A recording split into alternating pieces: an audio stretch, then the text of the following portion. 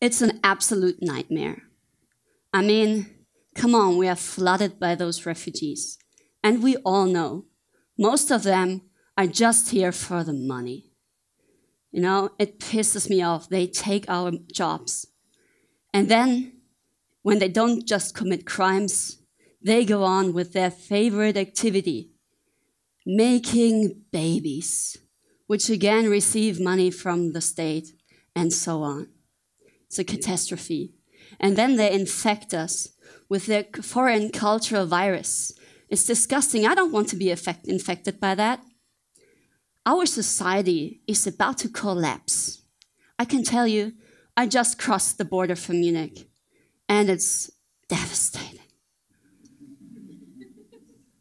But the only reason why this border is so empty, that's the reason why it's so devastating. Because Germany struck a shady deal with countries like Turkey, just to keep the refugees out, instead of opening the borders and standing up for humanity again. And there were so many stereotypes in the press, even before it all started, and they get worse every day. And it was 2015 when I realized I don't know a refugee. So I really want to take a closer look and see for myself. And the people I met were people like Bengali. I come from Sierra Leone and I can't afford to pay my university. They said they're going to help me, not knowing that it was a secret cult. I resisted them, and from that point I know my only option that I have is for me to escape. Or I'll leave from that place as a dead man. I'm solution-oriented. Different people from Senegal, Afghanistan, Nigeria spent 3 months working non-stop. We make sure nobody gets left behind. Old people, women and children. We were like a team, a good one. I am adaptable. We went through Serbia and made it to Hungary. They took us to a camp, but this was like an old prison. Most of the night we were sleeping and we just come for no reason. Wake up, wake up, wake up. That experience made me resilient. In short, refugees like Bengali have proven themselves in ways nobody should ever have to prove themselves. And they still keep such a positive mindset. They're real superstars when it comes to motivation. However, they are not looking for your compassion. They are looking for a job to build a new life. And finding this job is exactly what they struggle with. More than 500,000 refugees just in Germany are looking for a job. And that in times of labor shortage, in times of booming industry. So I asked myself, why is that? And I identified 3 major problems. First, as a company, how do you even find the right refugee for your job? On LinkedIn? Second, bureaucracy. I mean, who is even allowed to work? How does it all work with the working permits? It's so complicated. And third, support. When you finally manage to employ a refugee, and you finally found him, the real work begins, you know? Who's taking care of his private issues, like housing, or who's giving him language courses that he gets better? Who is actually explaining him how the life in Germany and also the working culture works? So, I spoke to many CEOs, and what they told me is that they do see the chances and that they do see the opportunities from hiring refugees. However, in comparison, the risk and the effort is just too high. So I wondered, why is nobody taking care of it? Of course, there were so many initiatives, but what I realized, they only cover parts of those problems. Either they're education providers or a staffing agency. But there's nobody like taking care of all the risks from the company side.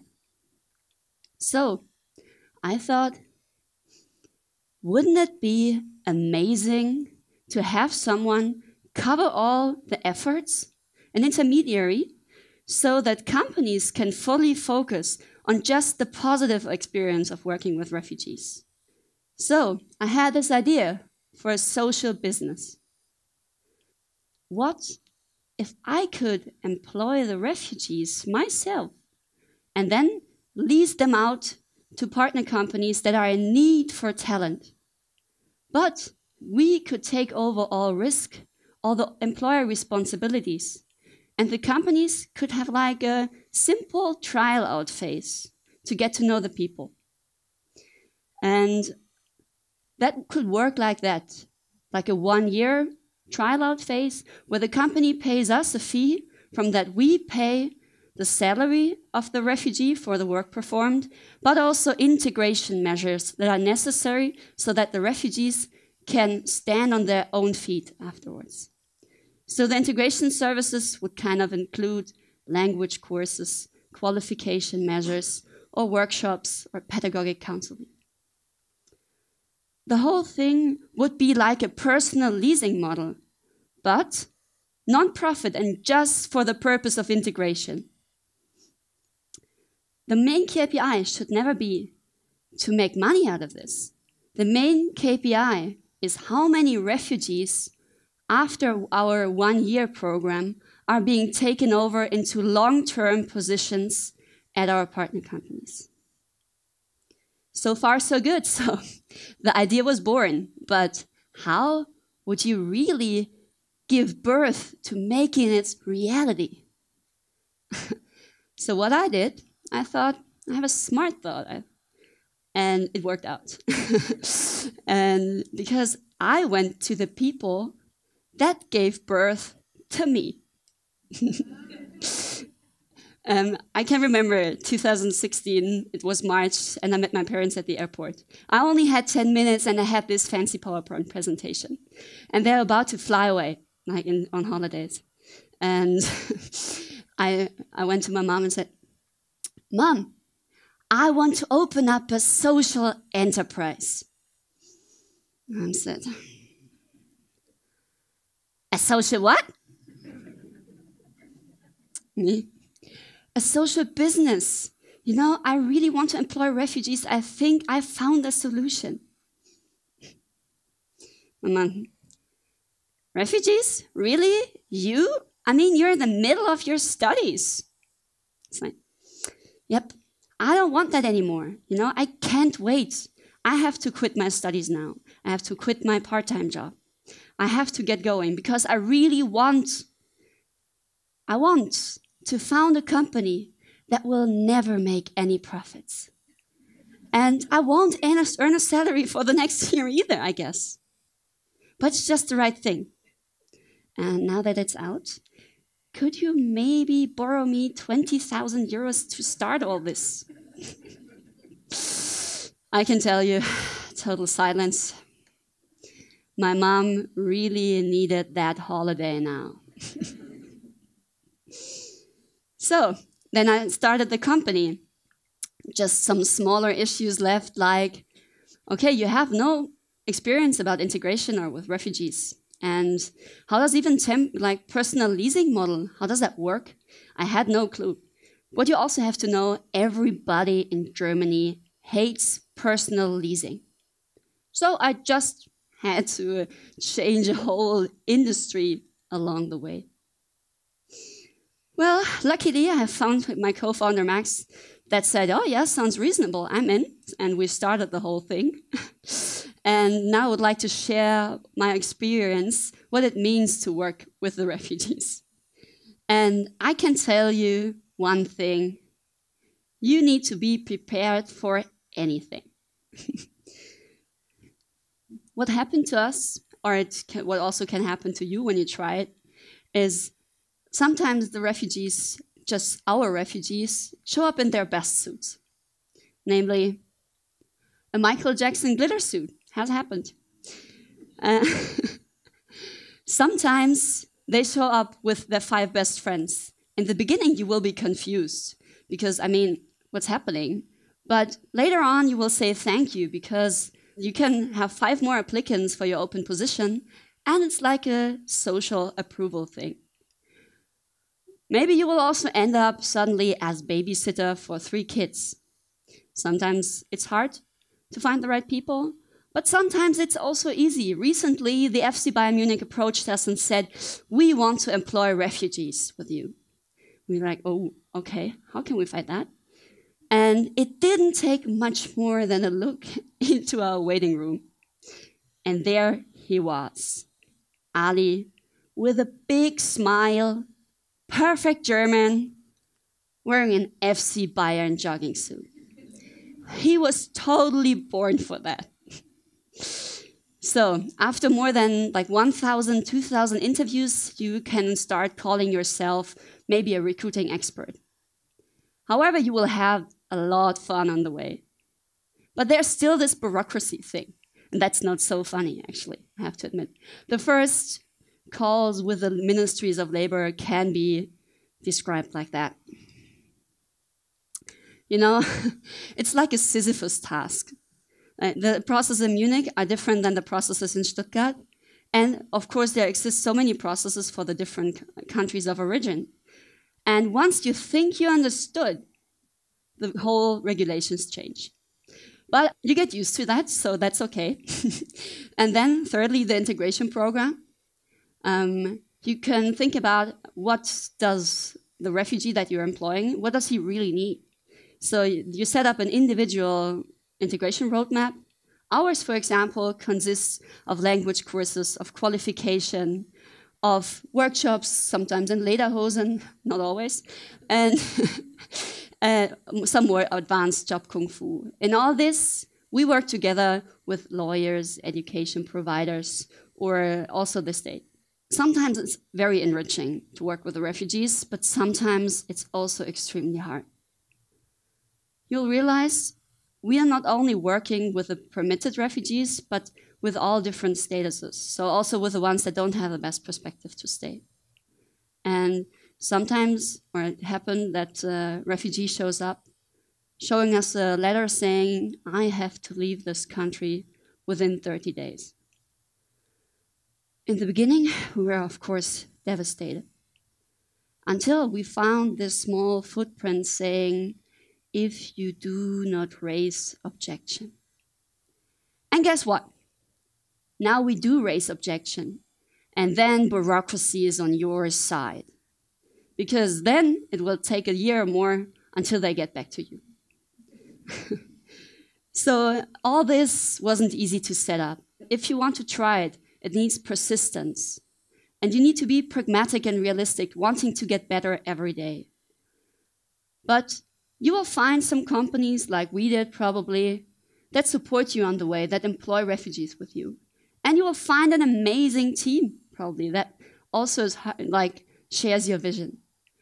And we could already employ more than 110 refugees, bring them into employment. 30 of them were already successfully taken over at our partner companies. So what happened then, when we reached that, is that we work on the basis. We do groundwork, but we have big goals. Now we're bringing, from Munich and Stuttgart, we bring it to whole Germany. In the next 5 years, we want to bring 10,000 refugees into employment. But we can't do it alone. We need your help, your support. So if you want to get active, just reach out to us. We really believe that together we can make a difference. You know, I'm not a social dreamer. I'm a business person, a social business person. And what's also important is with our model, we do more than 2 million euros of revenue this year. And we're about to be break even in our first office in Munich, so we see that the model works. But why is that so important?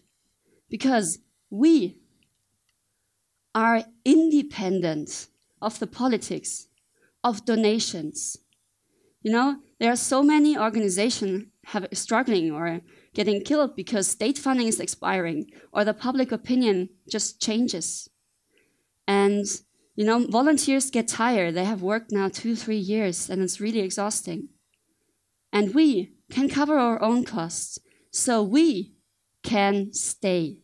However, employing is not the only thing we do. We don't just employ refugees at us. That's of course perfectly effective. However, we also want to change the perception of the people. We want to create awareness for the huge potential of the refugees and fight populism. And I'm really happy that we have some pro bono partners like big media agencies that support us on our way. And that was the result. Social B helps refugees to find a job and made Germany help them. The idea, soft skills proven by their escape. One who survives on a small boat with 85 people is a team player. One who walks 3 months is resilient. In a public application, 4 refugees introduce themselves to the whole nation. The message, soft skills, can come the hard way. 4 films show their stories and their skills on Facebook. On billboards in 8 major cities, we created over 90 million impressions donated by the outdoor media owner. We used LinkedIn to directly address HR executives of the stock-listed companies. A landing page provided further information and a way to contact Social B. The results? When major publishers and TV channels refused to air this sensitive subject, we had to count on social media. The first post alone stirred up a hornet's nest and revealed hatred from the radical right wing. But this only made it bigger. Within the first hour, the organic reach of the first post hit 125,000 views and over 1.5 million impressions. Now newspapers and blogs reacted. Other organizations and even the UN shared it. This increased earned media to 1.2 million euros.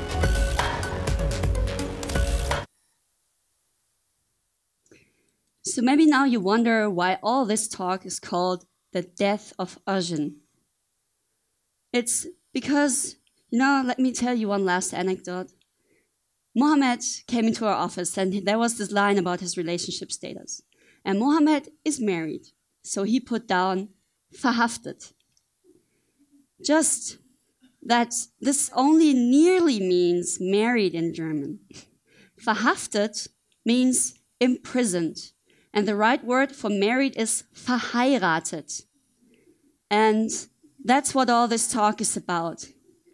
Alsijn is not the word for one of the many refugees that were coming over, risking their lives. Alsijn is just the Arabic word for imprisoned. And the crucial difference between Mohammed feeling in chains or embraced to his new home, Germany, is just perception. And if we free ourselves from our prison of perception, we can turn what currently sadly seems like a prison into an enriching marriage of cultures. Thank you.